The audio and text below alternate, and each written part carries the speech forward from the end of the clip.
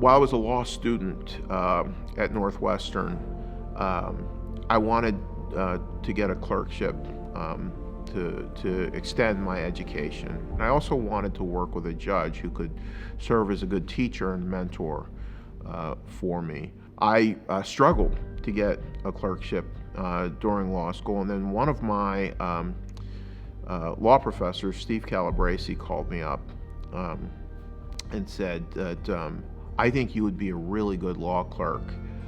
There's a federal judge who I know that I want to put you in touch with, and I think you would be perfect working with him. He's a former law professor. His name is Buzz Arnold. He's a judge on the U.S. Court of Appeals for the 8th Circuit. So he put me in touch with Judge Arnold. And Judge Arnold interviewed me over the telephone. And then 10 minutes into the interview, he said, "You're hired." I said, "Well, wait, you haven't even met me yet." He says, "I know enough about you to hire you." And he said, "You come on good recommendation from several of your professors, including Steve Calabresi and Randy Barnett." And I took that job very seriously, and I'm glad I did, because it was a really important experience for me. Buzz Arnold is one of the most brilliant people on the face of the earth. He also understands people of faith.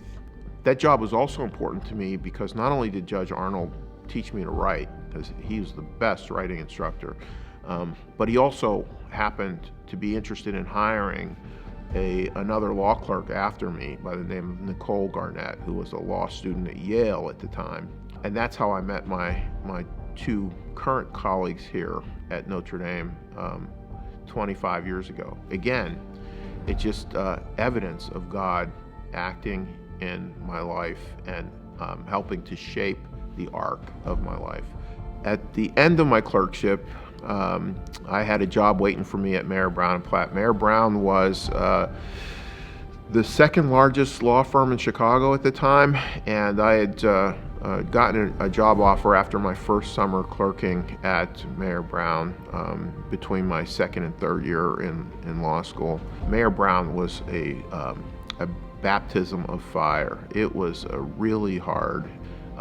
You are starting at the bottom of the totem pole, and it is really hard work, and it's understandable that not a lot of people survive the first or second year of that.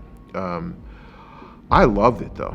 I really liked working hard. I liked the training that I got at Mayer Brown.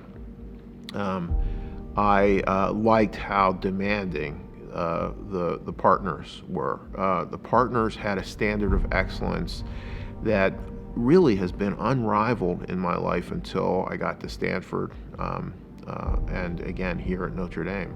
But they had a standard for excellence that was uncompromising.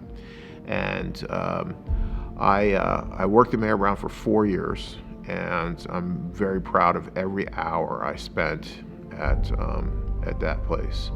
The other great thing about Mayer Brown was that they encouraged their junior associates like me to engage in pro bono practice, working for people who couldn't afford a lawyer.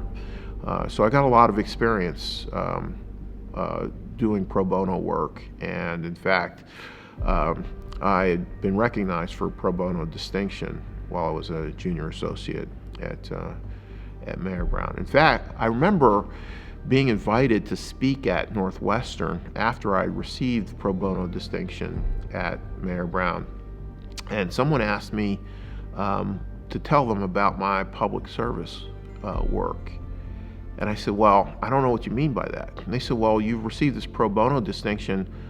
Tell us about your public service work." I said, "You don't understand, I'm a lawyer. Everything I do is public service. Part of what I do is for free. Part of what I do is pro bono. But when I represent a factory that might close, and some family's going to lose their job, and kids are not going to have health care anymore, I'm performing a public service when I represent that company. Everything I do as a lawyer is public service. We as lawyers are public servants. That's why I think this is the noblest profession in the world, because while some of what we do is pro bono for the good of the public, everything we do is public service."